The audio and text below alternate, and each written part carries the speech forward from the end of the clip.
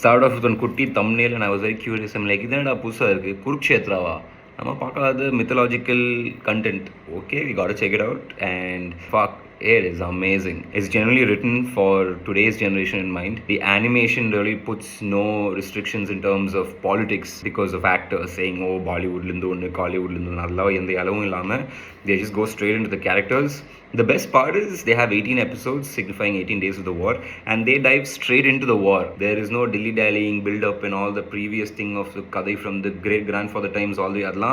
They do explain but they do it through the war, which makes it super interesting. Screenplay is what is really freaking cool because you don't feel bored, you feel very invested in the characters and the story. I was someone who knows the Mahabharata really well and I also enjoyed it alongside my wife who did not really know much about the Mahabharata, and she was watching it like almost for the first time and she really enjoyed it as well. You know, not whitewashed the entire Pandavas and showed up that they are all only nice guys. Allah illama, they showed it as it is.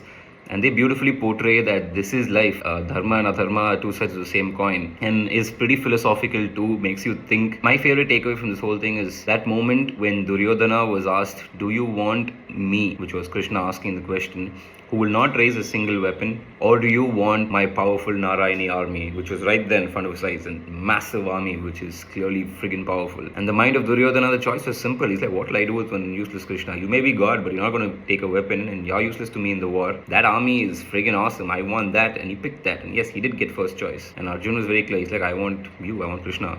How easy it is to choose power, or rather the path of the ego, even when God is staring at you in the face. You look at the philosophy behind it, is beautiful. Many times in life we may be presented with the two options, the shiny object syndrome or just choosing God, choosing the right path. And very often we end up choosing the shiny objects because that's what makes sense for us, right? It makes you think, it makes you question, is God itself on the side of the right or wrong? But it's so beautifully done because it shows you that God is also a player in this beautiful orchestra of life. God's going to keep trying to guide you, but will wait for you to make that action. And that's also shown beautifully with how he persuades Arjun, Yudhishthir, Bhim, everyone in the war to do the right thing. And the right thing is not really always the holy thing or the righteous thing.